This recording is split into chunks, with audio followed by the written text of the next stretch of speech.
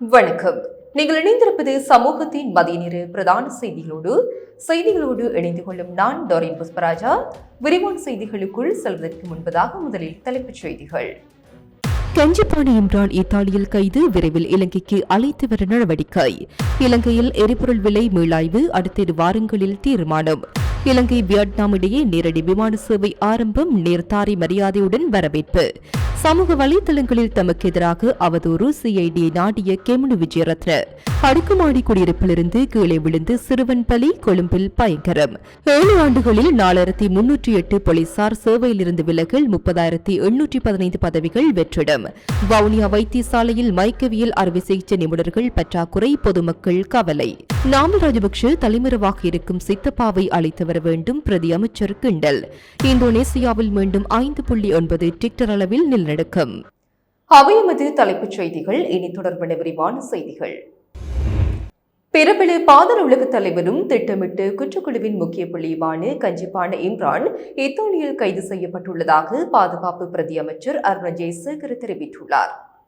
ஹம்பாந்தோட்டையில் நடைபெற்ற நிகழ்வு ஒன்றில் உரையாற்றிய போதே அவர் இதனை தெரிவித்துள்ளார். சர்வதேச போலீசாரால் சிவப்பு அறிவித்தல் பிறப்பிக்கப்பட்டிருந்த 58 பாதாள உலக மற்றும் போதைப்பொருள் கடத்தல் குற்றவாளிகள் இதுவரை இலங்கைக்கு அழைத்து வரப்பட்டுள்ளதாகவும் பிரதி அமைச்சர் குறிப்பிட்டுள்ளார். கஞ்சிப்பான இம்ரானை விரைவில் இலங்கைக்கு அழைத்து வருவதற்கான நடவடிக்கைகள் முன்னெடுக்கப்பட்டு வருவதாகவும் அவர் தெரிவித்துள்ளார். கடந்த அரசாங்கத்தின் ஆட்சி காலத்தில் சில அரசியல் பிரமுகர்கள் அபாயகரமான குற்றவாளிகளுடனும் விடுதலை புலிகள் அமைப்பின் முக்கியஸ்தர் ஒருவருடனும் தொடர்புகளை பேணி வந்ததாகவும் அவர் குற்றம் சுமத்தியுள்ளார். அந்த கால பகுதியில் நாட்டின் சட்டத்தின் ஆட்சி எவ்வாறு நிலவியது என்ற கேள்வி எழுவதாகவும் அவர் தெரிவித்துள்ளார். தற்போது பிரதான குற்றவியல் வலைப்பின்னல்களின் தலைவர்களை இலக்கு வைத்து அரசாங்கம் நடவடிக்கைகளை முன்னெடுத்து வருவதாகவும் இதனால் பாதாள உலக குழுக்களிடையே அச்சநிலை ஏற்பட்டுள்ளதாகவும் அருண ஜெயசேகர குறிப்பிட்டுள்ளார். அபாயகரமான குற்றவாளிகளை வெளிநாடுகளிலிருந்து இலங்கைக்கு அழைத்து வருவதற்கு பாரிய முயற்சிகள் தேவைப்படுவதாகவும் அரசாங்கத்தின் இந்த நடவடிக்கைகள் நாட்டில் சட்டவாட்சியின் அதிகாரத்தையும் மேலாதிக்கத்தையும் உறுதிப்படுத்துவதாகவும் அவர் வலியுறுத்தியுள்ளார். பாரிஸ் வாழ் மக்களே, உங்களின் பேராதரவை பெற்ற கல்யாணி மற்றும் அன்னபூரணி தயாரிப்புகள் இப்போது 2 கிளைகளிலும். பிடி கேஷன் கரி லாச்சப்பல், பிடி சூப்பர் ஸ்டோர் ஹார்லே கோனஸ். சர்வதேச சந்தையில் எரிபொருள் விலை அதிகரிப்பு, காப்புறுதி மற்றும் போக்குவரத்து செலவுகள் உயர்வு காரணமாக இலங்கையில் எரிபொருள் விலையை மீளாய்வு செய்ய வேண்டிய நிலை ஏற்பட்டுள்ளதாக எரிசக்தி அமைச்சர் அருண கருணாதிலக்கு தெரிவித்துள்ளார்.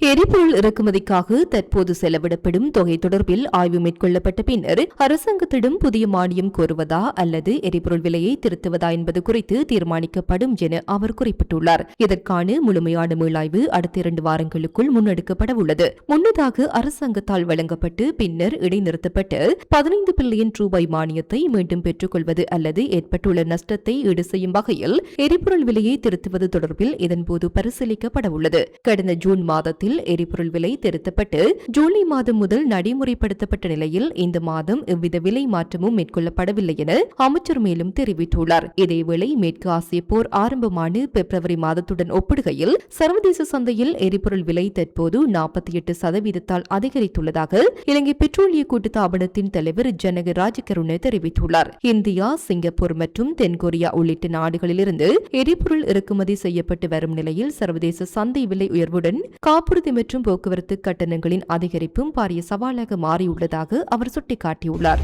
வியட்நாமிற்கும் இலங்கைக்கும் இடையிலான நேரடி விமான சேவைகளை உத்தியோகபூர்வமாக ஆரம்பித்து வியட்நாம் ஏர்லைன்ஸ் நிறுவனத்திற்கு சொந்தமான முதலாவது விமானம் கட்டுநாயக்கு பண்டாரநாயக்கு சர்வதேச விமான நிலையத்தை வந்தடைந்துள்ளது.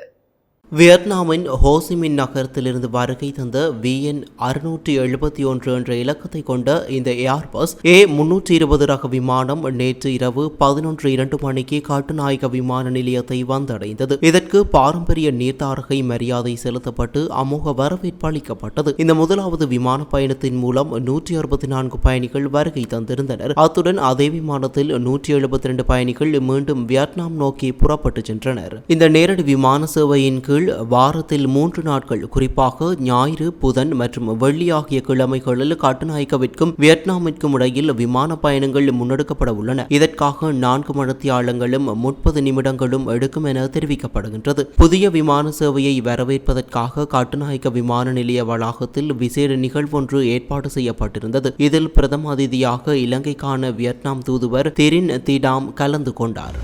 இலங்கை தனியார் பஸ் உரிமையாளர் சங்கத்தின் தலைவர் கெமினு விஜயரத்ன சமூக வலைதளங்கள் ஊடாக தனக்கு எதிராக மேற்கொள்ளப்படும் அவதூறுகள் தொடர்பில் குற்றப்புலனாய்வு திணைக்களத்தில் முறைப்பாடு செய்துள்ளார். மெட்ரோ பஸ்கள் தொடர்பாக தான் வெளியிட்ட கருத்தை மையப்படுத்தி சமூக வலைதளங்களில் தமக்கு எதிராக அவதூறுகள் பரப்பப்படுவதாக குறிப்பிட்டு அவர் இந்த முறைப்பாட்டை பதிவு செய்துள்ளார். இது தொடர்பில் கருத்து தெரிவித்த கெமினு விஜயரத்ன மெட்ரோ பஸ் திட்டத்தை சுமார் 10 ஆண்டுகளுக்கு முன்னரே ஆரம்பிப்பதற்கு தான் தயாராக இருந்ததாக தெரிவித்துள்ளார். 2023ஆம் ஆண்டு ஏற்பட்ட பொருளாதார நெருக்கடிக்கு பின்னர் மெட்ரோ பஸ் திட்டம் தொடர்பான யோசனை திட்டம் ஒன்றை போக்குவரத்து அமைச்சிடம் சமர்ப்பித்ததாகவும் அதற்கான எழுத்துப்பூர்வ ஆவணம் தம்மிடம் இருப்பதாகவும் அவர் குறிப்பிட்டுள்ளார். சீனா எக்ஸிம் வங்கியின் கடனை பெற்று இந்த திட்டத்தை முன்னெடுக்க முயற்சித்ததாகவும் மக்களின் வரிப்பணத்தை பயன்படுத்தி இதனை மேற்கொள்ள முயற்சிக்கவில்லை என்றும் அவர் தெரிவித்துள்ளார். மேலும் இதுபோன்ற தாழ்தள பஸ்கள் சுமார் 10 ஆண்டுகளுக்கு முன்னரே லேலண்ட் நிறுவனத்தினால் நாட்டிற்கு கொண்டுவரப்பட்டதாகவும் அரசாங்க பங்குகளை கொண்ட அந்த நிறுவனத்தினால் 60 பஸ்கள் கொண்டுவரப்பட்டதாகவும் அவர் கூறியுள்ளார். அவற்றில் சில பஸ்கள் தற்போது ஸ்ரீலங்கன் ஏர்லைன்ஸ் நிறுவனத்திற்காக இயக்கப்பட்டு வருவதாகவும் பனாகுடையில் உள்ள லேலண்ட் நிறுவன வளாகத்தில் இதுபோன்ற மேலும் 20 பஸ்கள் இருப்பதாகவும் கெமினு விஜயரத்ன தெரிவித்துள்ளார். இவ்வாறான பஸ்களை இயக்குவதில் அதிக எரிபொருள் செலவு ஏற்படுவதாக குறிப்பிட்ட அவர் ஒரு லிட்டருக்கு டீசலுக்கு சுமார் 1.5 முதல் 2 கிலோமீட்டர் வரையே பயணிக்க முடியும் என தெரிவித்துள்ளார். கொழும்பு 9 பகுதியில் உள்ள அடுக்குமாடி குடியிருப்பு ஒன்றிலிருந்து கீழே விழுந்து 12 வயது சிறுவன் ஒருவர் உயிரிழந்துள்ளார். கொழும்பு 9 பகுதியைச் சேர்ந்த சிறுவனை இவ்வாறு உயிரிழந்துள்ளதாக போலீசார் தெரிவித்துள்ளனர். 14 மாடிகளை கொண்ட குறித்த அடுக்குமாடி குடியிருப்பின் மேல் மாடியில் அமைந்துள்ள நீச்சல் தடாகத்திற்கு அருகில் மேலும் சில சிறுவர்களுடன் இணைந்து சுற்றுப்புற காட்சிகளை பார்த்து கொண்டிருந்த போதே அவர் கீழே விழுந்துள்ளதாக ஆரம்பகட்ட விசாரணைகளில் தெரிய வந்துள்ளது. சம்பவத்தில் படுகாயமடைந்த சிறுவன் வைத்தியசாலைக்கு கொண்டு செல்லப்பட்ட போதிலும் உயிரிழந்துள்ளதாக தெரிவிக்கப்படுகிறது. சம்பவம் தொடர்பில் மருதானை போலீசார் மேலதிக விசாரணைகளை முன்னெடுத்து வருகின்றனர். 2020ஆம் ஆண்டு முதல் 2026ஆம் ஆண்டு ஜூன் 24ஆம் தேதி வரையிலான சுமார் 7 ஆண்டு கால பகுதியில் பல்வேறு காரணங்களால் 4308 போலீஸ் உத்தியோகத்தர்கள் சேவையிலிருந்து விலகியுள்ளதாக போலீஸ் தலைமையகம் தெரிவித்துள்ளது.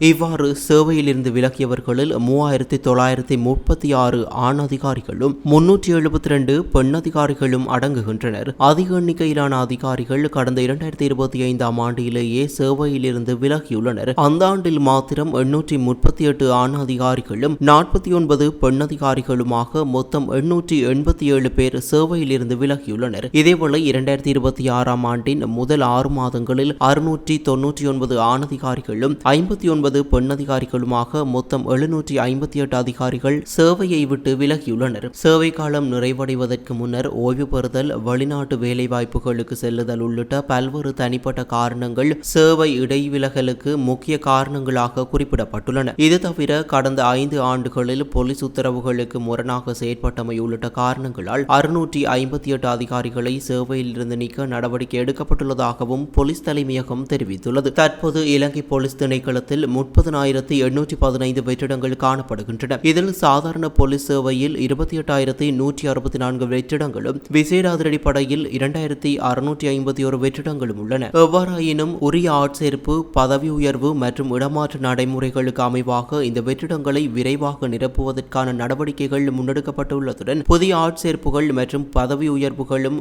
துரிதப்படுத்தப்பட்டுள்ளன. மேலும் போலீஸ் அதிகாரிகளின் செயல்திறனை அதிகரிப்பதற்கும் அவர்களின் மனநலனை உறுதிப்படுத்துவதற்கும் பல்வேறு நலன்புரி திட்டங்கள் நடைமுறைப்படுத்தப்பட்டு வருகின்றன. அத்துடன் அறுவை சிகிச்சைகளுக்காக ஒதுக்கப்படும் நிதி ஒதுக்கீடுகளை அதிகரித்தல், ஆலோசனை மற்றும் உளவியல் திட்டங்களை முன்னெடுத்தல் உள்ளிட்ட நடவடிக்கைகளும் இடம்பெறுகின்றன. மேலும் போலீஸ் மா அதிபர் நிவாரண தினம் ஊடாக போலீஸ் அதிகாரிகள் நேரடியாக போலீஸ் மா அதிபரை சந்தித்து தங்களது பிரச்சினைகளை முன்வைப்பதற்கான வாய்ப்பும் ஏற்படுத்தப்பட்டுள்ளது. Blue ocean group of companies இலங்கையின் வளர்ச்சியோடு உங்கள் வாழ்க்கையையும் உயர்த்துகிறோம். வடமாகாணத்திற்கு சேவையாற்றும் முக்கிய 3ஆம் நிலை பராமரிப்பு மருத்துவமனைகளில் ஒன்றான வவுனியா மாவட்ட பொது மருத்துவமனையில் நிலவும் மயக்கவியல் மற்றும் அறுவை சிகிச்சை நிபுணர்களின் கடும் பற்றாக்குறை தொடர்பில் சுகாதாரத்துறைசார் தரப்பினர் கவலை வெளியிட்டுள்ளனர். கடந்த 3 மாதங்களாக மருத்துவமனை ஒரே ஒரு மயக்கவியல் நிபுணருடன் மாத்திரமே இயங்கி வருவதாக தெரிவிக்கப்படுகிறது. அவசர மற்றும் விபத்து சிகிச்சை அறுவை கூடங்கள், பல்வேறு துறைகளின் வழக்கமான அறுவை சிகிச்சைகள், எலும்பியல் அறுவை கூடம், தீவிர சிகிச்சை பிரிவு, முதன்மை உள்ளிட்ட இதய கதீட்டராக்கம் மற்றும் ஏனைய சிகிச்சைகளுக்கான மயக்கவியல் ஆதரவு என பல்வேறு சேவைகளையும் குறித்த ஒரே ஒரு நிபுணரே கவனிக்க வேண்டிய நிலை ஏற்பட்டுள்ளதாக சுகாதாரத்துறைசார் தரப்பினர் சுட்டிக்காட்டுகின்றனர். இதன் காரணமாக வழக்கமான அறுவை சிகிச்சை சேவைகள் கட்டுப்படுத்தப்பட்டுள்ளதுடன் புற்றுநோய் அறுவை சிகிச்சைகள், வேதனை தணிப்பு சிகிச்சைகள் மற்றும் அவசர காயங்களுக்கான சில அறுவை சிகிச்சைகள் ஒத்திவைக்கப்படுவதாக தெரிவிக்கப்படுகிறது. மேலும் காது, மூக்கு, தொண்டை, வாய் மற்றும் முகச்சீரமைப்பு, மகப்பேறு மற்றும் பெண் நோயியல், எலும்பியல் மற்றும் சிறுநீரக சிகிச்சைகளுக்கான காத்திருப்பு காலமும் அதிகரித்துள்ளதாக கூறப்படுகிறது. அவசர நிலைகளில் நோயாளர்களை யாழ்ப்பாணம் அல்லது அனுராதபுரம் போதனா மருத்துவமனைக்கு மாற்ற வேண்டிய நிலையும் ஏற்பட்டுள்ளதாக சுகாதாரத்துறைசார் தரப்பினர் தெரிவிக்கின்றனர். இதனால் அறுவை சிகிச்சை சேவைகளில் கடும் தாமதம் ஏற்பட்டு வருவதாகவும் சுட்டிக்காட்டப்படுகிறது. இந்த நிலைமை தொடர்பில் சம்பந்தப்பட்ட அதிகாரிகளுக்கு அறிவிக்கப்பட்ட போதிலும் இதுவரை தற்காலிக ஏற்பாடுகள் மாத்திரமே மேற்கொள்ளப்பட்டுள்ளதாக தெரிவிக்கப்படுகிறது. நாமல் ராஜபக்ஷ சட்டத்தை தவிர்க்காமல் தலைமறைவாக இருக்கும் தனது சித்தப்பாவை அழைத்து வந்து அதிகாரிகளிடம் ஒப்படைக்க வேண்டும் என நகர அபிவிருத்தி பிரதி அமைச்சர் எரங்க குணசேகர தெரிவித்துள்ளார். நிகழ்வொன்றின் பின்னர் ஊடகங்களுக்கு கருத்து தெரிவிக்கும் போதே அவர் இதனை தெரிவித்துள்ளார். சிறைச்சாலைகளில் மேற்கொள்ள வேண்டிய சில நடவடிக்கைகளை நிறைவேற்றுவதற்காக சிறைச்சாலைகளுக்கு பொறுப்பான முன்னாள் அமைச்சர் கைதிகளுடன் இணைந்து சில நலன்புரி நடவடிக்கைகளில் ஈடுபட்டிருக்கலாம் எனவும் அவர் குறிப்பிட்டுள்ளார். எனவே நாமல் ராஜபக்ஷவுக்கு பல்வேறு விடயங்களை செய்ய முடியும் என கூறிய பிரதி அமைச்சர், கடந்த காலங்களில் சிறைச்சாலைகளுக்கு பொறுப்பான அமைச்சர்களாக இருந்தவர்கள் சிறை கைதிகளால் நினைவு கூறப்படுவதாகவும் தெரிவித்துள்ளார். மேலும் கடந்த பல ஆண்டுகளாக நாமலின் தந்தையோ அல்லது சித்தப்பாவோ செய்யாத சில விடயங்களை தற்போது நாமல் ராஜபக்ஷ பேச தொடங்கியுள்ளதாகவும் அவர் விமர்சித்துள்ளார். எவ்வாறாயினும் நாட்டின் மக்கள் எதிர்ப்பது சட்டத்தின் ஆட்சிக்கு அமைய குற்றவாளிகளுக்கு தண்டனை வழங்கப்பட வேண்டும் என்பது. எனவே சட்டத்தை தவிர்க்காமல் தலைமறைவாக இருக்கும் தனது சித்தப்பாவை அழைத்து வந்து அதிகாரிகளிடம் ஒப்படைப்பதே நாமல் ராஜபக்ஷ செய்ய வேண்டிய சரியான நடவடிக்கை என அவர் மேலும் சுட்டிக்காட்டியுள்ளார். இந்தோனேசியாவில் கடந்த 15ஆம் தேதி ஏற்பட்டு சக்தி வாய்ந்த நிலநடுக்கத்தை தொடர்ந்து இன்று அதிகாலை மீண்டும் 5.9 ரிக்டர் அளவில் நிலநடுக்கம் ஒன்று பதிவாகியுள்ளது. அந்நாட்டின் புளோரஸ் பகுதியில் இந்த நிலநடுக்கம் பதிவாகியுள்ளதாக ஜெர்மன் புவியியல் ஆராய்ச்சி மையம் தெரிவித்துள்ளது. எனினும் இந்த நிலநடுக்கத்தினால் ஏற்பட்ட சேதங்கள் அல்லது உயிரிழப்புகள் தொடர்பில் இதுவரை எந்த தகவலும் வெளியாகவில்லை. இதேவேளை இந்தோனேசியாவில் கடந்த 15ஆம் தேதி 7.7 ரிக்டர் அளவில் சக்தி வாய்ந்த நிலநடுக்கம் ஏற்பட்டதுடன் அதனைத் தொடர்ந்து பல பின்னதிர்வுகளும் பதிவாகியிருந்தன. இந்த அனர்த்தத்தில் 53 பேர் உயிரிழந்ததுடன் காயமடைந்த பலர் வைத்தியசாலைகளில் அனுமதிக்கப்பட்டனர். மேலும் பாதிக்கப்பட்ட மக்களுக்காக அமைக்கப்பட்ட பாதுகாப்பு மையங்களில் 9200க்கும் மேற்பட்டோர் தாங்கியுள்ளதாக தெரிவிக்கப்பட்டுள்ளது. நிலநடுக்கத்தை தொடர்ந்து பாதிக்கப்பட்ட மாகாணங்களில் உள்ள சுற்றுலா தலங்களுக்கு கட்டுப்பாடுகள் விதிக்கப்பட்டதுடன் கடல் வழி போக்குவரத்து சேவைகளையும் இந்தோனேசிய துறைமுக அதிகார சபை தற்காலிகமாக இடைநிறுத்தியிருந்தது. இதற்கிடையில் நிலநடுக்கத்தால் பாதிக்கப்பட்ட பகுதிகளில் ஏற்பட்ட மின்தடையை சீரமைத்து மின்சார விநியோகத்தை வளமைக்கு கொண்டுவரும் நடவடிக்கைகளும் முன்னெடுக்கப்பட்டு வருகின்றன. ஐரோப்பிய ஒன்றியத்தின் GSP பிளஸ் சலுகை வர்த்தக வசதியை பெறுவதற்கான புதிய விண்ணப்பத்தை மீளாய்வு செய்வதற்காக அமைச்சரவை உபகுழு ஒன்று நியமிக்கப்பட்டுள்ளது. வெளிநாட்டு அலுவல்கள், வெளிநாட்டு வேலைவாய்ப்பு மற்றும் சுற்றுலாத்துறை அமைச்சு மற்றும் வர்த்தக வாணிப உணவு பாதுகாப்பு அமைச்சு ஆகியன இணை தலைமைகளாக கொண்டு இந்த உபக்குழு உருவாக்கப்பட்டுள்ளது. இந்த சலுகையை பெறுவதற்கு மனித உரிமைகள், தொழிலாளர் தரநிலைகள், சுற்றாடல், காலநிலை பாதுகாப்பு மற்றும் நல்லாட்சி ஆகியன 4 முக்கிய வகைகளின் கீழ் 27 சர்வதேச உடன்படிக்கைகளுக்கு இலங்கை இணங்க வேண்டியிருந்தது. இருப்பினும் அடுத்த சுழற்சிக்காக மேலும் 5 மேலதிக உடன்படிக்கைகள் புதிதாக இணைக்கப்பட்டுள்ளன. போதைப் பொருட்கள் தொடர்பான ஐநாவின் தனி உடன்படிக்கை, மனோவசிய பொருட்கள் மீதான உடன்படிக்கை, போதைப் பொருள் சட்டவிரோத கடத்தலுக்கு எதிரான உடன்படிக்கை, ஊழலுக்கு எதிரான ஐநா உடன்படிக்கை மற்றும் எல்லை தாண்டிய குற்றங்களுக்கு எதிரான ஐநா உடன்படிக்கை என்பனவே அவையாகும். இந்த வருட இறுதிக்குள் விண்ணப்பிக்க வேண்டியுள்ள நிலையில் சர்வதேச விதிமுறைகளை இலங்கை பூர்த்தி செய்கிறதா என்பதை ஆய்வு செய்யவே வர்த்தக அமைச்சர் வசந்த சமரசிங்கவினால் முன்வைக்கப்பட்ட அமைச்சரவை பத்திரத்துக்கு அமைவாக இந்த உபக்குழு நியமிக்கப்பட்டுள்ளது. இத்துடன் சமூகத்தின் மதிய நிற பிரதான செய்திகள் நிறைவு பெறுகின்றன. தொடர்ந்தும் சமூகத்தோடு இணைந்திருங்கள். எமது RIP பேச்சுக்கு கிடைத்த மரண அறிவித்தல்கள். யாழ்ப்பாணம் உசனை பிறப்பிடமாகவும் முரசுமோட்டை, உரும்பராய் மற்றும் பிரித்தானியா ஆகிய இடங்களை வாழ்விடங்களாகவும் கொண்டிருந்த திரு சின்னத்தம்பி ரணசிங்கம் அவர்கள் 15/8/2026 சனிக்கிழமை அன்று இயற்கை எய்தினார். யாழ்ப்பாணம் புத்தூர் மாளிகை உணவை பிறப்பிடமாகவும் வல்லை வீதி சங்கானையை வதிவிடமாகவும் கொண்டிருந்த திரு பொன்னம்பலம் பாலசிங்கம் அவர்கள் 16/8/2026 ஞாயிற்றுக்கிழமை அன்று சிவபதமடைந்தார். மட்டக்களப்பு அரசடித்தீவை பிறப்பிடமாகவும் கடுக்காமுனையை வதிவிடமாகவும் கொண்டிருந்த திரு ஆனந்த பிள்ளை தவராசா அவர்கள் 15/8/2026 சனிக்கிழமை அன்று இறைபதமடைந்தார்.